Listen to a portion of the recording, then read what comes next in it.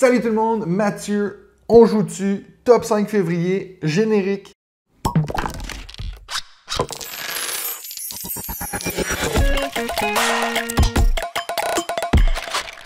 Donc bienvenue à On joue-tu. Cette semaine, je vais vous présenter mon top 5 des jeux que j'ai le plus joué au mois de février. Mais avant de faire ça, je voulais qu'on regarde, parce que vous savez, je viens de revenir du Festival international des jeux de Cannes. Donc c'était ma première fois que j'allais là-bas. Puis je vais un peu vous parler des jeux que j'ai ramenés de là-bas. Donc bien sûr, vous savez que je suis en train de faire un défi, un challenge de ne pas acheter de jeux de société pendant 3 mois. Un défi que j'ai appelé Je résiste. Donc ça incluait pas les jeux que je recevais des éditeurs. Donc à Cannes, il y a des éditeurs qui m'ont donné des jeux. Donc je les salue d'ailleurs, ceux qui l'ont fait. Je commence avec Dictopia. C'est un jeu que j'avais déjà dans ma ludothèque, mais c'était un prototype. Et puis mes amis de chez Subverti et puis Jérémy Partinico, ils m'ont donné ma copie boutique de Dictopia. Donc je suis très content de l'avoir parce que j'avais pas le livre des règles dans ma version prototype. J'en avais pas nécessairement besoin, mais c'est cool d'avoir le jeu complet maintenant. Donc un jeu que j'adore si vous aimez les jeux de lettres puis les jeux un peu d'ambiance, vous allez adorer Dictopia. Allez regarder ça. Ensuite, on a eu le jeu du doigt. Je vais pas vous en dire plus parce que je pense qu'il mérite pas qu'on en dise plus. Ensuite, j'ai aussi reçu Fantasy Realms, donc de chez Don't Panic Games. C'est un jeu qui m'intéresse beaucoup parce que c'est Stegmaier qui a avoué que c'est de ce jeu-là qui s'est basé pour faire Red Rising. Donc, j'imagine déjà que ça va être un jeu où on va avoir des cartes en main pour essayer de finir avec le meilleur combo. Donc, très hâte de voir qu'est-ce que ça donne ce jeu-là. C'est un jeu que j'ai été assez étonné parce que quand j'ai ouvert la boîte, je vous montre l'intérieur de la boîte. Vous voyez que techniquement la boîte, ça aurait pu être ça. J'imagine qu'il y a des extensions où il y a quelque chose qu'on peut placer dans cette boîte-là, mais pour le moment, c'est une boîte qui est très vide. Faut quand même le mentionner, hein, nominé au Kennerspiel de 2021, donc certainement un jeu qui vaut la peine d'être testé. Et puis le dernier jeu que j'ai reçu, c'était en fait dans mon sac presse, donc vu que j'avais un badge presse, on m'a donné le jeu Fiesta de los Juegos. Donc comme vous pouvez voir sur la boîte, il est écrit édition spéciale Festival des Jeux de Cannes. Donc si vous connaissez le jeu Festival de los Muertos, donc où on va devoir travailler ensemble pour essayer de trouver des personnages qui sont morts, donc des personnes réelles ou fictives qui sont décédées, puis essayer c'est un peu un jeu du téléphone, mettre un indice et puis le passer au prochain pour qu'eux essaient de deviner de qui on parle. Ben là c'est la même chose mais avec des jeux de société. Ça veut dire qu'on va essayer de faire deviner des jeux, exemple Dixit, Monopoly, des jeux comme ça. C'est très très cool je trouve l'idée d'avoir fait ce jeu-là, puis que ce soit exclusif au festival du jeu. Je trouve que c'est une super de bonne idée, mais c'est un jeu que je pense que je vais avoir de la difficulté à sortir parce qu'il faut vraiment avoir des gens qui sont connaisseurs de jeux de société pour pouvoir y jouer. L'opportunité parfaite pour y jouer sera sûrement mon week-end de jeux qu'on va faire en France au mois de mai. Donc là, on sera une bonne gang de joueurs, il y a des bonnes chances qu'on va pouvoir sortir Fiesta de los Juegos. Donc voilà, j'ai pu résister à ne pas acheter de jeu. Ah oui. Oups. Alors, je croyais vraiment pouvoir résister. Je me disais, il n'y a rien qui sera à ce salon qui va faire que je vais acheter un jeu de société. Et puis après, j'ai trouvé la deuxième campagne de It's a Wonderful World, Loisirs et Décadence, un de nos jeux préférés à moi et ma femme. C'est une petite boîte que j'ai jamais réussi à trouver ailleurs. Même sur le site de la boîte de jeu, il était souvent en rupture de stock. Et puis, ben, il le vendait là-bas, j'ai pas pu m'empêcher. J'ai vraiment tout fait pour m'en empêcher. Et puis mon ami David qui était avec moi, il arrêtait pas de me dire « Mais on s'en fout de ton challenge, achète-le le jeu si tu veux. » Donc j'ai craqué! Moi je suis plus lui en ce moment là. Clairement lui qui pleure. Donc voilà mon challenge, j'aurais résisté pendant 55 jours. Voyons si l'année prochaine je vais faire mieux. Je suis désolé si je vous ai déçu, mais j'aime mieux être honnête puis vous dire parce que dès le début j'avais dit, même si c'est une extension, j'avais dit qu'il fallait rien que j'achète. Voilà, lancez-moi des jeux de société s'il faut, pas des pierres, mais des jeux de société ou des tomates, ça me dérange pas. Donc voilà, je vous en reparle pas plus que ça, parce que bon, je veux pas rien spoiler de la campagne, mais il y a des bonnes chances que je vais vous en reparler dans mon top 5. Donc au mois de février, j'ai fait 45 parties de 31 jeux différents. Il y a eu beaucoup de jeux différents justement à cause du Festival international des jeux. La majorité des jeux, on les a joués qu'une fois. Dans tout le festival, je pense que j'ai fait 10, 11, peut-être 12 jeux différents. Mais il n'y en a qu'un qu'on a rejoué 2 fois. Je vais vous en parler au numéro 4. Donc en numéro 5, j'ai tellement d'égalité avec des jeux qui ont été joués une fois que j'ai dit ben, je vais en choisir un que j'ai envie de parler.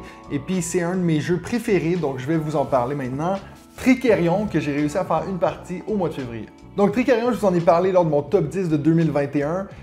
C'est un jeu que j'ai pas eu la chance de jouer énormément, mais à chaque fois que j'y joue, j'adore les sensations, j'adore la thématique, j'adore le visuel. C'est un jeu qui a été traduit l'année dernière, donc c'est très récent, alors que c'est un jeu qui est sorti en 2015 en Amérique, donc la version anglaise. C'est un jeu où on incarne des magiciens qui veulent faire le meilleur tour de magie, le meilleur spectacle, et puis qui vont devoir tout programmer leurs actions en fonction de ça.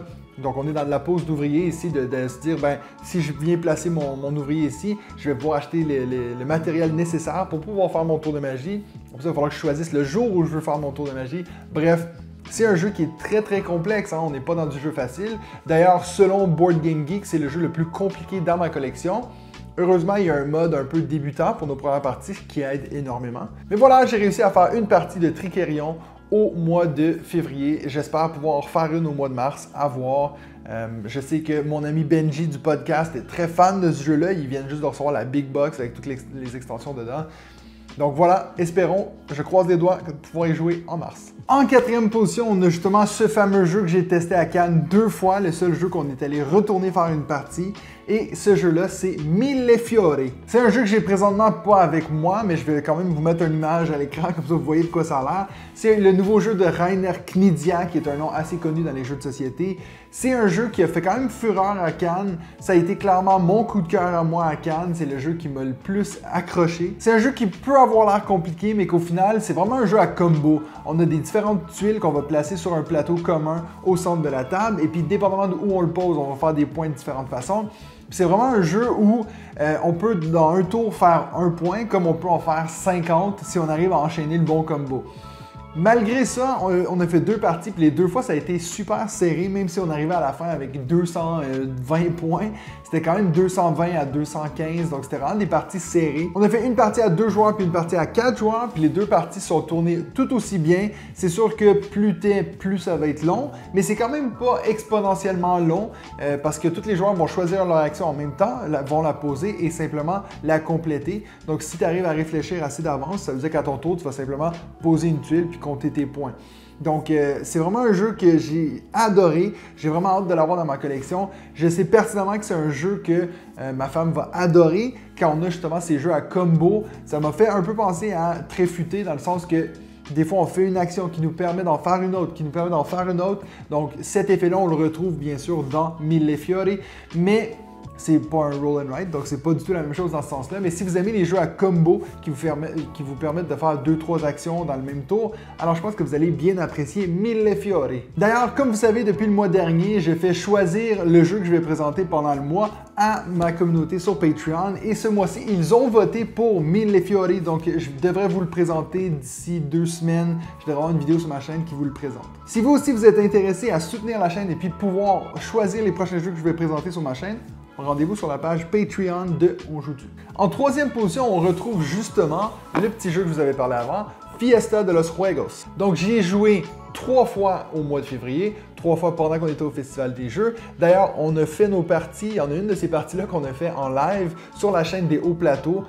Si vous allez sur ma page Facebook, j'ai mis le lien à cette vidéo-là. On a pu faire une vidéo en live, c'est une des premières fois. J'avais déjà fait des vidéos en live, mais tout seul devant mon ordinateur, ou avec le professeur Board Game, mais là, de vraiment faire une vidéo en live avec plusieurs personnes, c'est une expérience que j'ai bien aimée et puis on est en train de regarder comment on pourrait arranger ça peut-être sur cette chaîne-ci, mais c'est vraiment des projets pour dans longtemps. Mais donc voilà, comme je vous en ai déjà parlé, c'est un jeu d'ambiance, de groupe. C'est pas un jeu que je vous recommande de jouer à 4, ça faudrait au moins être 6. 7, 8 dans ce coin-là. Et puis, c'est vraiment génial si vous êtes avec des gens qui connaissent les jeux de société. Il y a un mode un peu plus facile, c'est-à-dire ça va être vraiment des jeux plus connus. Donc, comme j'avais dit avant, comme Dixit, comme Monopoly, comme Trivial Pursuit, ces jeux-là qui sont un peu plus connus du grand public. Ces cartes-là, ils sont nommés par un petit astérix, donc vous êtes capable de les retrouver facilement.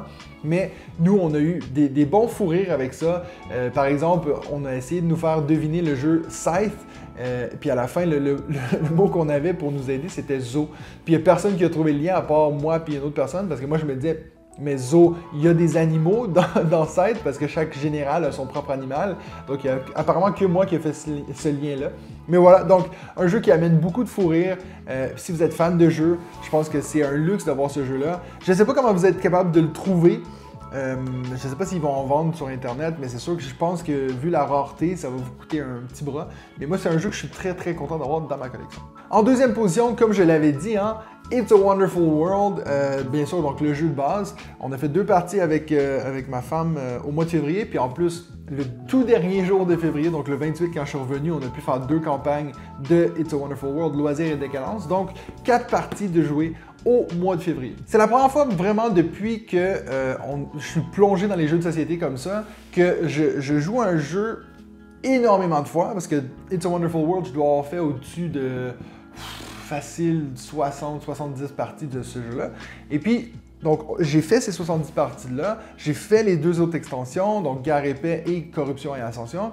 Je les ai toutes faites, on les a toutes finies, on s'est un peu tanné du jeu, et puis là, une année plus tard, on trouve cette fameuse 2e extension qui était exclusive au Kickstarter. Ben, ça a été vraiment un bijou de pouvoir replonger dans l'univers It's a Wonderful World, puis d'avoir des nouveautés, d'ouvrir des boîtes, puis de voir, OK, on a des nouvelles composantes, on a des nouveaux petits cubes, on a des nouveaux trucs. C'est génial, c'est vraiment une expérience qu'on est en train d'adorer avec ma femme. C'est d'ailleurs son 2e ou 1er jeu préféré, It's a Wonderful World, donc je suis vraiment tombé en plein dans le mille. Elle m'en a pas voulu d'avoir brisé le challenge, j'étais même contente que je l'ai acheté. Donc voilà, en tout, dans la boîte, il y a 6 missions, 6 campagnes, mais dans la campagne, apparemment, on n'en fait que 5. Donc je pense qu'éventuellement, on aura un choix entre 2. On n'en a fait que 2 pour le moment, puis même déjà après les 2 premières, il y a plein de trucs qu'on a rajoutés, puis je me dis, mon Dieu, ça complexifie le jeu, bien sûr, mais vu qu'on connaît tellement le jeu par cœur, on est content de le rendre un peu plus complexe. Donc voilà, on est un peu retombé de notre nuage avec It's a Wonderful Kingdom, un jeu que j'aime, mais que je trouve vraiment pas à la hauteur de It's a Wonderful World. Pour le moment, peut-être que si j'y joue plus, on a fait 4 parties pour le moment, on n'a pas essayé tous les modules, mais bref, on n'a pas eu cette envie d'y retourner aussi vite et puis de rejouer à It's a Wonderful World avec cette campagne-ci. Ça me rappelle à quel point c'est un excellent jeu. Et puis je vous le recommande à tout le monde. Même le jeu de base, vous n'êtes pas obligé d'avoir les campagnes et tout, mais même juste le jeu de base, c'est un excellent jeu. Et puis en première position pour le mois de février, le jeu que j'ai le plus joué, il y a un gros spoil parce qu'il y a une boîte là, qui manque. Donc si vous avez remarqué, vous savez ce que c'est. Donc Everdell, 7 parties au mois de février. Comme c'est le cas avec la majorité de ces top 5, les jeux qui sont en numéro 1 ou numéro 2, c'est souvent des jeux que j'arrive à jouer facilement avec ma femme. Donc c'est pour ça qu'il y a certains mois où j'ai pu faire des 20 parties de Teotihuacan ou 20 parties de It's a Wonderful World. Depuis, on s'est un peu calmé depuis le confinement. C'est plus difficile de vraiment faire enchaîner les parties avec ma femme. La dernière fois qu'on était vraiment plongé dans un jeu, je dirais que ce serait Red Rising. On a quand même fait 5 parties, je pense, dans un mois. Donc, j'ai vraiment réussi à l'embarquer avec celui-là. Mais Everdell, elle a eu un petit regain en fin de mois. Au début du mois, on n'avait pas fait tant de parties que ça. Puis là, d'un coup, on a eu une semaine de vacances scolaires juste avant les festivals internationaux des jeux. Puis là, tout d'un coup, on voulait enchaîner 2-3 parties d'Everdell par jour. Donc, un jeu que j'adore. J'ai vraiment très hâte de rajouter les extensions. Je pense que là, maintenant, on est rendu à une 20aine de parties de fait du jeu. Puis là, on commence à vraiment l'avoir compris puis voir c'est quoi les stratégies optimales. Donc, plus qu'excité de voir qu'est-ce que les extensions peuvent rajouter. Parce que pour le moment, il y en a 3, il y en a 2 autres qui arrivent.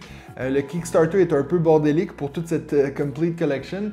On sait même pas, on devait techniquement l'avoir reçu, le recevoir au mois de mars, cette campagne-là. Et puis maintenant, on n'a même pas d'informations sur est-ce que le jeu est en production. Donc, je pense que si je l'ai en 2022, ça va être un miracle. Justement, au mois de mars, c'est, je pense, là qu'on va avoir la deuxième vague de ces boîtes-là, parce qu'il y a beaucoup de gens, je pense notamment au Québec, qui avaient de la difficulté à trouver des boîtes d'Everdell. Apparemment, maintenant, ça devrait être mieux. Je sais qu'en France, maintenant, c'est revenu et puis ça va mieux. Donc, j'espère pour vous que vous pouvez au moins tester une fois dans votre vie Everdell. Je sais qu'il y a beaucoup de gens qui le trouvent trop simpliste, qui trouvent que c'est vraiment juste de la gestion de cartes au final. Mais moi, c'est un jeu que je vais jamais dire non, je pense, à faire une partie. Vous le savez, je suis quelqu'un qui est assez attiré par la thématique, par le visuel. Puis ça, quand il est placé sur une table, je le trouve magnifique. Je suis toujours en train de trouver des petits détails dans les cartes que je n'avais pas remarqué avant. Comme récemment, j'ai remarqué que quand on a, pour ceux qui connaissent le jeu, vous avez des cartes bâtiments puis des cartes avec des animaux dessus. Et puis souvent, il y a des bâtiments qui sont associés à un animal. Ça veut dire que par exemple, si moi j'ai une épicerie, j'ai une carte avec un marchand dessus. Si vous regardez comme il faut dans les cartes avec les bâtiments, il y a toujours cet animal-là qui est placé sur la carte à quelque part. Donc c'est quelque chose, je pense que j'avais un peu remarqué avant, mais là que vraiment je suis en train de chercher dans toutes les cartes, mais il est où ce petit animal-là? C'est vraiment pas quelque chose qui change quelque chose dans le gameplay, hein, mais c'est quelque chose que pour le visuel, moi ça m'attire à fond, à 100%. Donc voilà, c'est tout pour moi cette semaine. Laissez-moi savoir quels sont vos top 5 jeux les plus joués au mois de février. Et puis sinon, nous on se revoit la semaine prochaine pour un autre épisode de